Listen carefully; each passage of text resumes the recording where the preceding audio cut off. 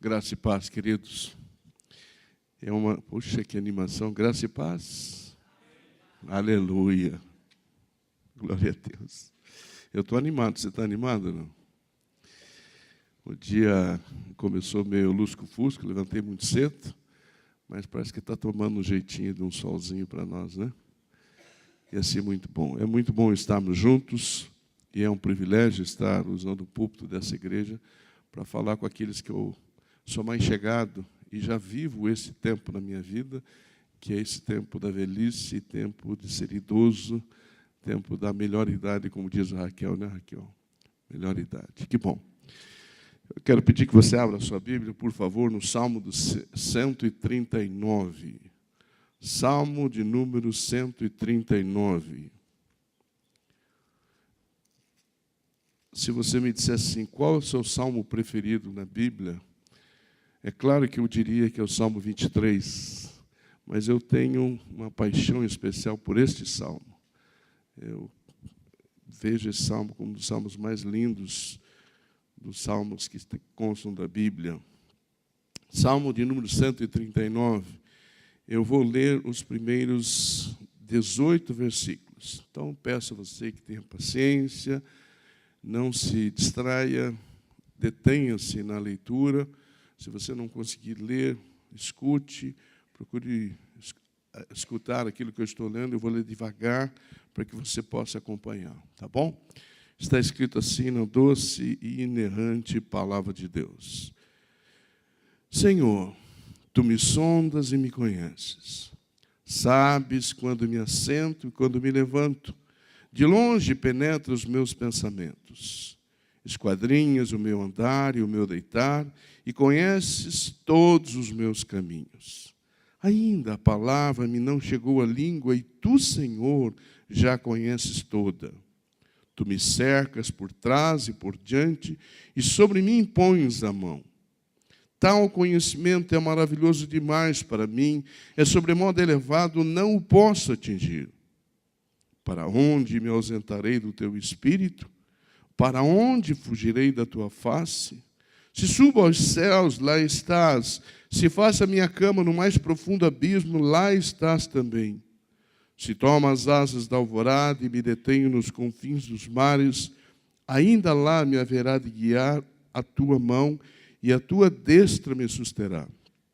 Se eu digo, as trevas com efeito me encobrirão, e a luz ao redor de mim se fará noite, até as próprias trevas não te serão escuras, as trevas e a luz são a mesma coisa.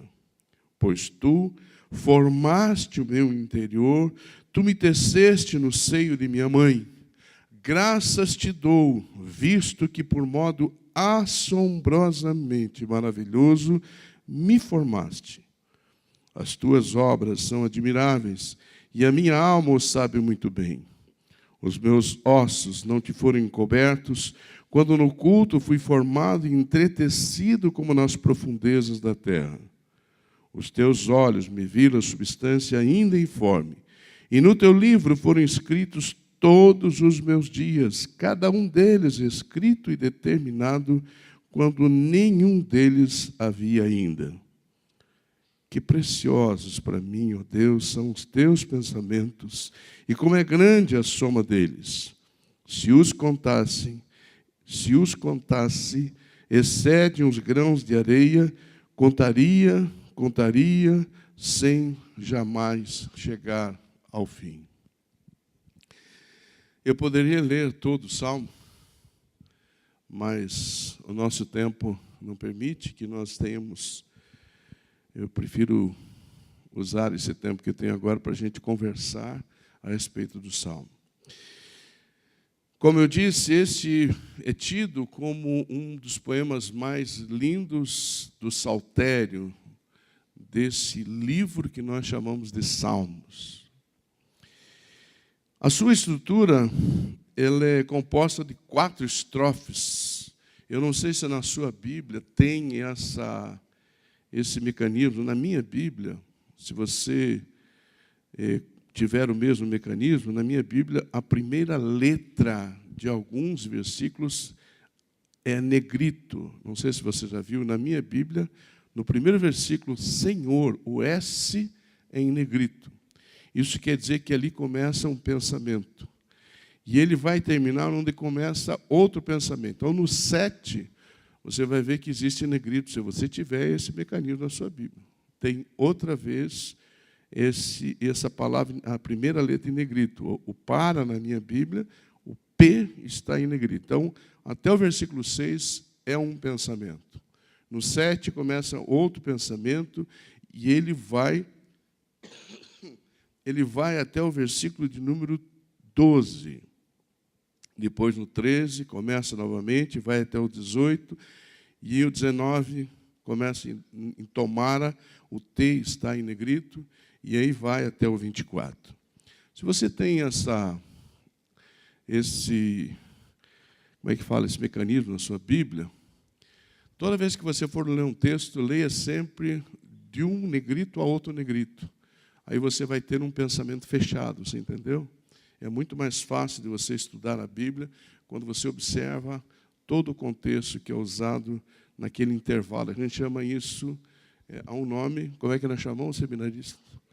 Perícope. Está vendo? Os pastores já se pronunciaram. Chama-se perícope. É uma palavra difícil, mas é para designar esse intervalo de um pensamento a outro pensamento. Tá bom? Muito bem. A Bíblia de Genebra diz o seguinte sobre esse salmo. É uma oração de uma pessoa que invoca a Deus, declarando-se inocente de todas as acusações, e com esse propósito, ele medita sobre o caráter de Deus.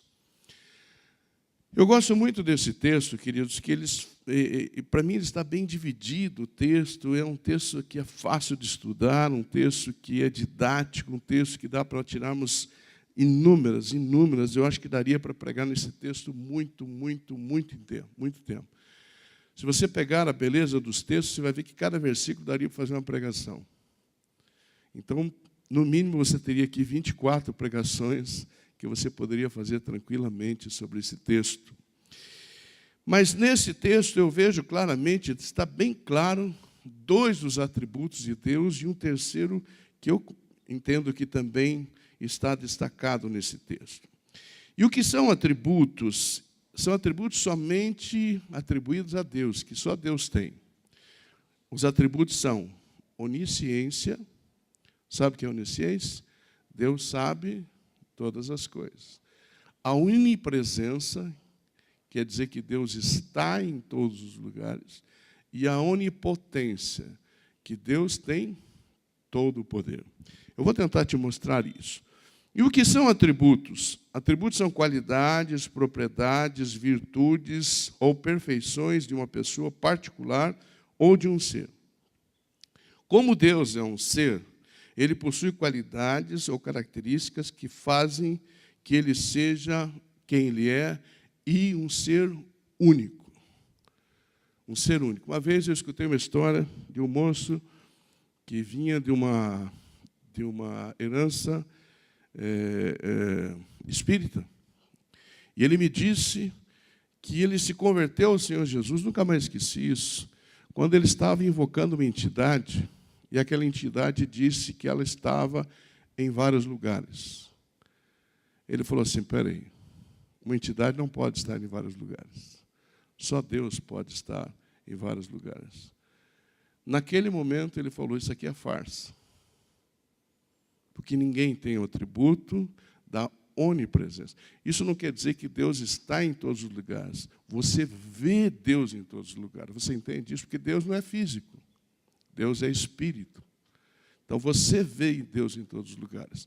E a presença dele é sentida em todos os lugares. Você concorda? Então, você não vai ver Deus, mas ele está.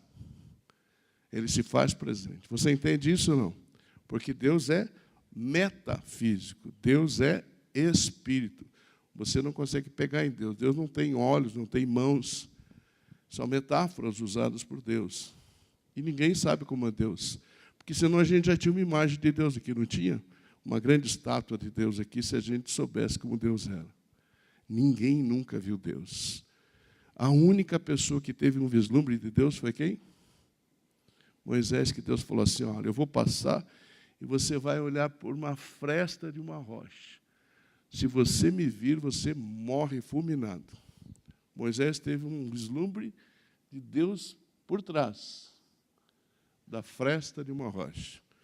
Então, Deus está em todo lugar, nós não o vemos, mas Ele está aqui. Você crê nisso? Com certeza, Ele está em nosso meio.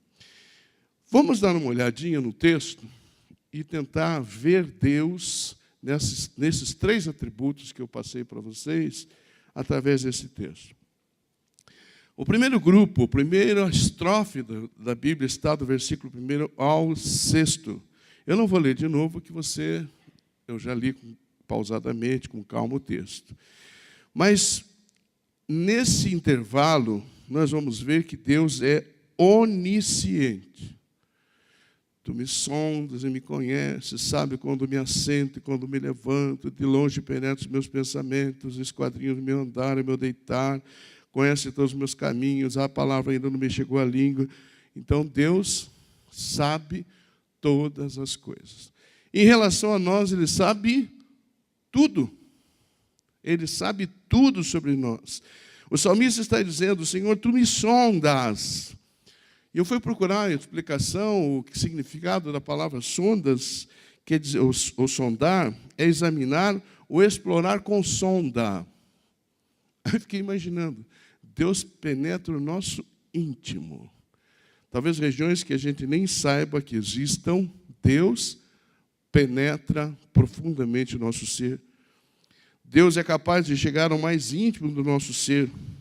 Ele nos conhece. E sabe por que Ele nos conhece? Porque foi Ele que nos fez.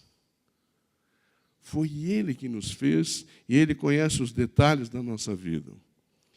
O salmista está dizendo, Ele sabe quando me assento e quando me levanto. Isso quer dizer que Deus conhece cada detalhe, cada ato da nossa vida, cada atitude da nossa vida. Ele penetra os meus pensamentos. Deus examina o coração e a mente para descobrir tudo a nosso respeito. Nossa verdadeira personalidade, nossas fantasias secretas, nossos motivos ocultos. Não há nada que passe desapercebido de Deus. Nós podemos enganar os outros. Nós podemos florear.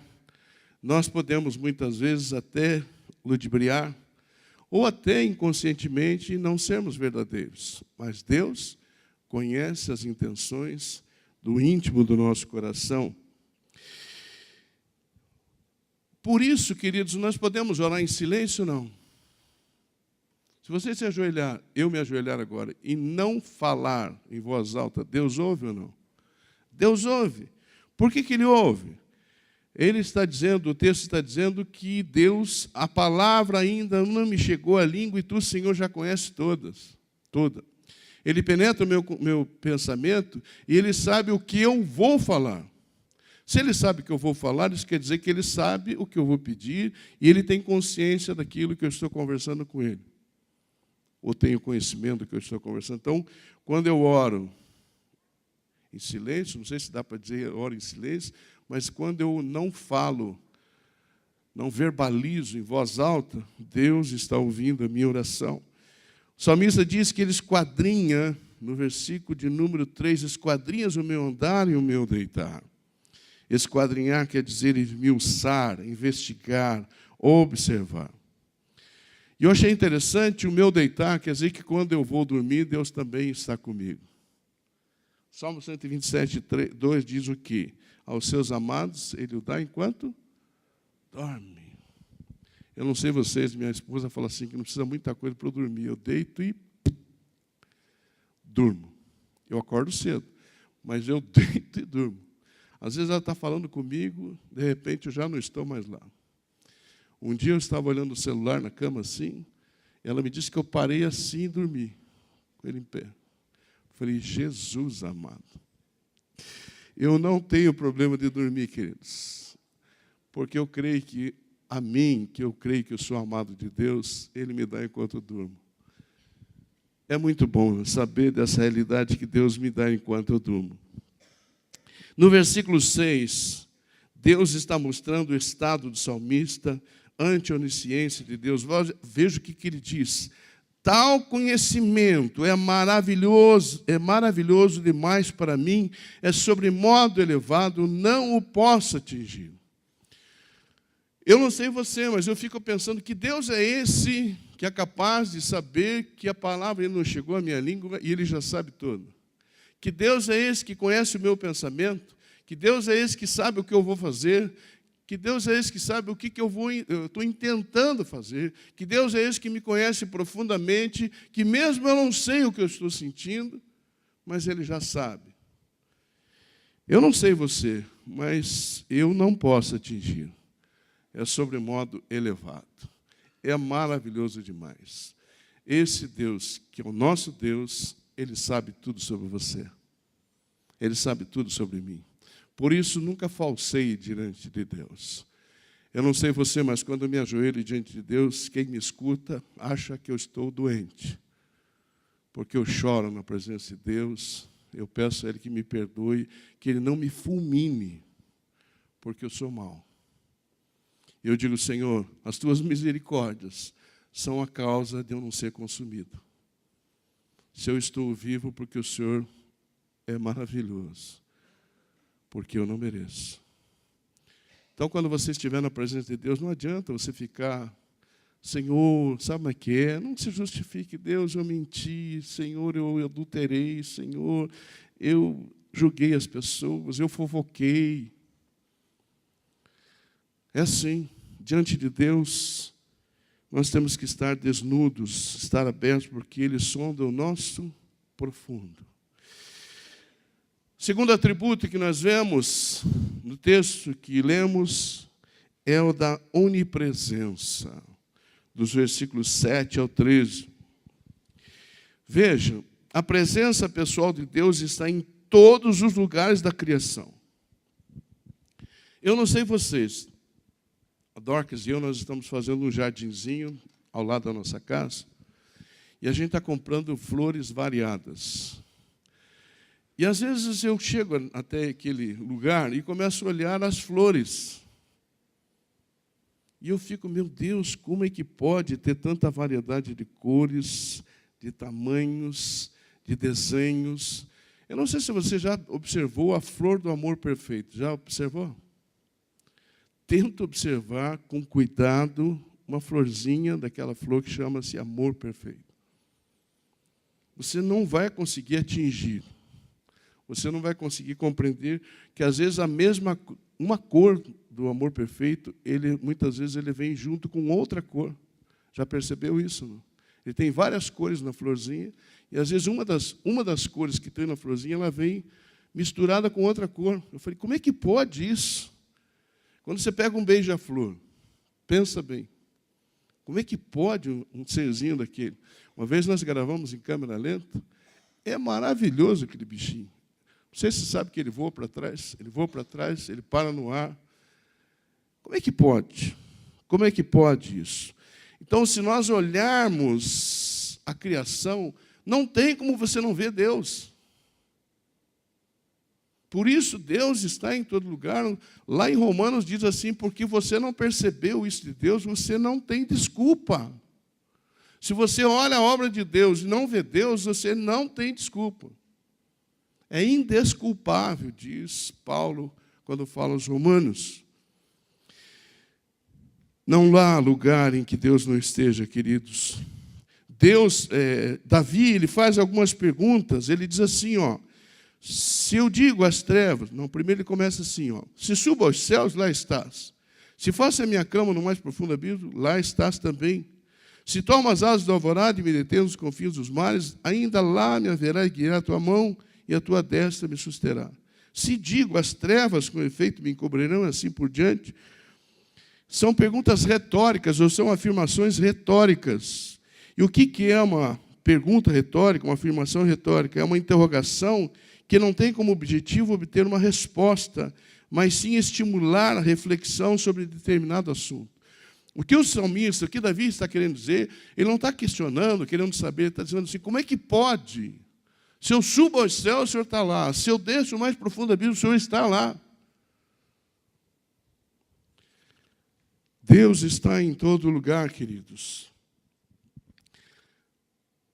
Davi está fazendo essas perguntas como se ele estivesse entendendo, estivesse tentando compreender como Deus o cercava de cuidados.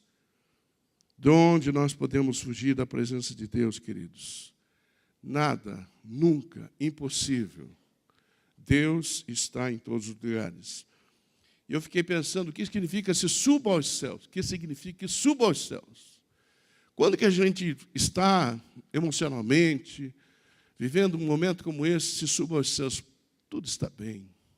Eu estou alegre, eu estou contente, eu estou espiritualmente bem, em dia com a minha devocional, com a leitura da Bíblia, em oração, financeiramente bem, se suba aos céus. Está tudo bem comigo. Lá está Ele. Mas se eu desço mais profundo do abismo, se eu estou triste, se eu estou desesperado, se eu estou angustiado, se eu estou estéril espiritualmente, lá está o Senhor também. Seja qual for a luta que você esteja passando, Deus está contigo. Se quando você está bem, lá no céu, está tudo bem, quando você parece que está lá no inferno, Ele está também.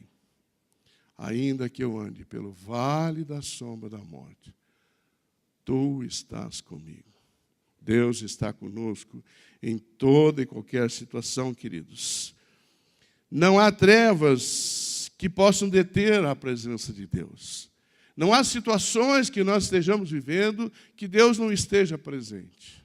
Talvez nós estejamos vendo as trevas, mas Deus não. E quando a luz de Deus chega, as trevas se dissipam. Por isso a dependência total de Deus, querido. Sempre Deus, o tempo todo, Deus. De manhã, de tarde, de noite, em casa, no trabalho, na igreja, seja onde for, dependência de Deus. E por fim, queridos, do versículo 13 ao versículo 18, eu vejo a onipotência de Deus. Deus é onipotente, Ele tem todo o poder está nas mãos de Deus. Ele pode tudo, Ele pode todas as coisas, tudo está sob o seu domínio. O poder de Deus se manifesta na formação de cada um de nós, e eu vou ler esse texto, porque eu gostaria que esse texto nós acompanhássemos. Vá no versículo 13, por favor, eu vou ler novamente até o 18, diz assim: pois Tu formaste o meu interior, Tu me teceste no seio de minha mãe, graças te dou, visto que por modo assombrosamente maravilhoso me formaste. As tuas obras são admiráveis e a minha alma o sabe muito bem. Os meus ossos não te foram encobertos quando no culto fui formado e entretecido, como nas profundezas da terra. Os teus olhos me viram a substância ainda informe, e no teu livro foram escritos todos os meus dias, cada um deles escrito e determinado, quando nenhum deles havia ainda. Que preciosos para mim, ó Deus, são os teus pensamentos, e como é grande a soma deles. Quem foi que formou você, meu querido e minha querida? Foi Deus. Você tem essa percepção, essa convicção? Eu quero convidar você a abrir em Eclesiastes capítulo 11. Não desmarque esse texto que eu vou voltar nele. 11. Abra lá Eclesiastes. São 2 livros para frente do livro de Salmos. Eclesiastes 11, versículo do número 5. Eclesiastes 11, versículo 5. Diz assim: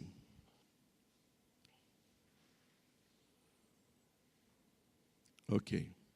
Assim como tu não sabes qual é o caminho do vento, nem como se formam os ossos no ventre da mulher grávida, assim também não sabes as obras de Deus, que faz todas as coisas. Eu gosto muito de estudar a Bíblia, nos detalhes, e esse é um detalhe que eu fui estudar bastante. Deixa eu te perguntar uma coisa. Como é que nasce uma vida, você sabe? Creio que todos nós sabemos, até o Yuri, que está lá na sua tenra idade, sabe. Uma vida nasce de uma fecundação, de uma relação íntima entre um homem e uma mulher. E aí, um corpo que faz parte do corpo do homem se liga a uma parte do corpo da mulher. E ali existe a fecundação. E ali já nasce vida. Por isso que eu não creio que o aborto possa ser cometido em momento algum. A partir do momento da fecundação, já existe vida. Eu escutando esses dias uma pessoa falando sobre o aborto, e uma mulher falando com o médico, falou: doutor, eu não aguento. Meu filho está com 1 ano e 6 meses, e eu estou grávida de novo. Eu não aguento mais. Eu estou passada, eu estou cansada, eu não sei o que fazer. Doutor, eu preciso tirar essa criança. Eu preciso abortar. O médico disse assim: olha, vamos fazer mais fácil? Vamos matar o menino, que tem 1 ano e 6 meses. Aí você vai ter tempo de 6 meses da gestação, você vai descansar, vai dormir, ficar tranquilo. Quando nascer o outro menino, você vai estar descansado, tranquilo. Não, isso é crime, doutor. Ué, que diferença faz? O que está nas suas mãos e o que está no seu ventre.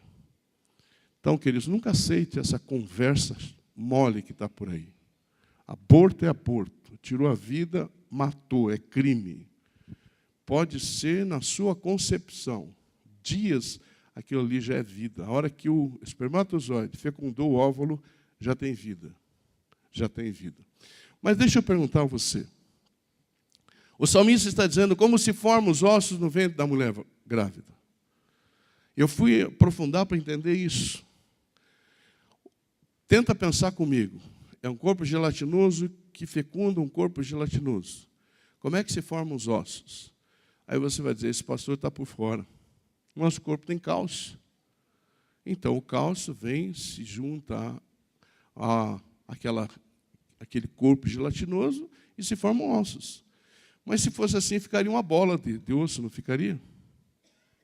Como que se formam os ossinhos? A cabecinha, os olhinhos, o narizinho, as mãozinhas, os dedinhos, os órgãos internos. Como que se formam? Existe uma obra sobrenatural? Não. Existe um Deus todo-poderoso que atua dentro do ventre de uma mulher grávida? Que entretece, que forma. Esse, para mim, é o poder de Deus. Que ninguém consegue fazer isso, queridos. O homem já tentou de todas as formas criar vida, mas ele não consegue. Eu fui ao meu urologista, eu vou todo ano. Ele falou: pastor, senta aí, deixa eu lhe contar a maior. Pois não, doutor. Eu fui num congresso agora, em que o pessoal passou dos limites. Pois é, eles agora vão fazer transplante de útero para tentar colocar no ventre de homens. Eu falei: o quê? Ele falou assim: foi assim que toda a plateia reagiu quando foi falado. Você entendeu o que está acontecendo por aí? Aonde o ser humano está chegando? Agora, vai nascer vida disso? Não. Só se eu não conheço Deus. Pode tentar, não vai ter. Deus fez as coisas perfeitas. A criança ou o bebê é formado no ventre da mulher, não é do homem, é da mulher. O homem gera. Não, gera, ele ajuda a gerar. Não é? Você está entendendo isso? Por mais que o homem tente criar vida, ele nunca vai conseguir. Então, o poder de Deus está nisso, a vida é dele. Agora, o salmista diz algo que talvez você não vá gostar, ou talvez você não entenda, eu não entendo. Ele diz assim, que os meus dias foram escritos e determinados quando nenhum deles existia ainda. E aí? Isso quer dizer que pode ser que seja hoje o meu dia. Pode ser que seja amanhã. Eu fui atropelado, eu morri assim, não interessa. O teu dia e o meu dia foram determinados. E é interessante, quando nenhum deles existia ainda. Antes de nós existirmos, Deus já falou: Raquel, você vai viver 122 anos. Oh, aleluia! Tome posse, Raquel. O pastor Antônio Elias, um dia, ele com 93 anos, é uma inspiração, ele já faleceu, uma inspiração. Acho que o pastor Zé Henrique deve conhecer, o pastor Antônio Elias da IPB, não sei se o Arnei conhece. Ele estava já andando assim, devagar. E aí um diácono veio, encostou nele, botou a mão assim no braço dele. Tudo bem, reverendo? Ele deu uma olhada para o cara. Você está com algum problema, filho? Tipo assim, não precisa da sua ajuda. Aí o moço, não se conteve, falou assim: reverendo, eu estou orando para que Deus leve o senhor até 100 anos. Ele falou assim: não ore mais, não limite o poder de Deus, eu quero ir até 120. Ele falou, ele morreu com 94, Deus sabe todas as coisas. O dia que eu e você vamos morrer já está determinado. O que a gente fala muitas vezes, queridos, é o seguinte: a qualidade de vida quem determina somos nós. Eu acompanhei uma senhora logo que eu cheguei em Londrina, dona Zita Coelho, família tradicional aqui. Ela viveu 12 anos entrevada na cama, não falava, não se mexia, 12 anos, não comia. E eu falei: Deus, por que o senhor não leva essa mulher? Eu entendi esse texto. 12 anos depois, Deus a levou. A vida pertence a Deus. Se nós pensarmos que a Bíblia diz que o trono de Deus está no céu e que a terra é o estrado dos seus pés, o que você pensa? Você está entendendo a grandeza de Deus? Se você ouvir da palavra de Deus que diz que as estrelas, quando saem, Deus sabe o nome de cada uma delas. Eu não sei se você sabe, estudos dizem que há no céu, no firmamento, 70 septilhões de estrelas. Eu nem sei quantos zeros são. Mas o que dizem é que existem mais estrelas no céu do que grãos de areia na terra. Entendeu isso? Esse é o Deus que eu e você servimos, que cuida de nós, que está em nós e está conosco o tempo todo. Eu quero terminar a dizer para você o seguinte: a onipresença divina, quero chamar o pessoal do louvor, por favor. A onipresença divina é paralela à onisciência e à onipotência.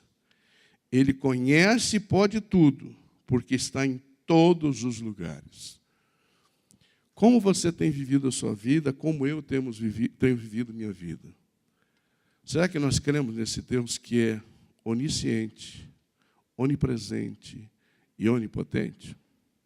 Será que nós descansamos no cuidado desse Deus que sabe todas as coisas e tem o melhor para cada um de nós? Que nessa manhã, meu querido e minha querida, nós possamos ter essa consciência, essa convicção de que Deus está em nós, faz tudo por nós, conhece tudo que nós somos, o que queremos, o que fazemos, e é esse Deus que nos chama de filhos. Ele gravou na palma da sua mão cada um dos nossos nomes. Nós somos dele, ninguém tira, ninguém arrebata das mãos dele cada um de nós. Feche os teus olhos. Eu vou orar. Quero convidar o pastor Ricardo para nos ajudar na ceia, por favor. Pai, como é bom, Senhor. Como é bom nós, ao lermos a Tua palavra, ao nos debruçarmos, ao estudarmos a Tua palavra, nós compreendemos um pouquinho de quem o Senhor é, do quanto o Senhor pode, do quanto o Senhor conhece. Como é bom saber que existe um Deus que nós não conseguimos atingir, é sobremodo elevado, nós não conseguimos ter concepção do Senhor. A nossa mente é limitada, Senhor. Mas nós tentamos imaginar como é o Senhor. E creio que nessa manhã nós podemos ter um vislumbre de quem o Senhor é. Obrigado, porque é neste Deus maravilhoso é que nós colocamos a nossa confiança. Continua, Senhor Deus, olhando para nós com os Teus olhos de amor, com as Tuas misericórdias voltadas para nós a cada manhã, Senhor. Continua, Senhor Deus, não levando em conta as nossas transgressões. Continua nos tratando como filhos, Senhor. Continua nos amando de forma intensa. O Senhor foi capaz de entregar o Seu Filho por nós, Senhor. continua derramando o seu grande amor por cada um de nós. Embora não mereçamos, mas pelos méritos de Jesus Cristo, nós nos apropriamos desse amor. Que esse seja um dia diferente, um dia especial nas nossas vidas, em que, após a compreensão, nós possamos viver por fé naquilo que aprendemos nessa manhã. Nós oramos assim, Senhor, agradecido, em nome e por amor de Jesus Cristo, o nosso Senhor e Salvador. Amém, Senhor. Pastor Ricardo.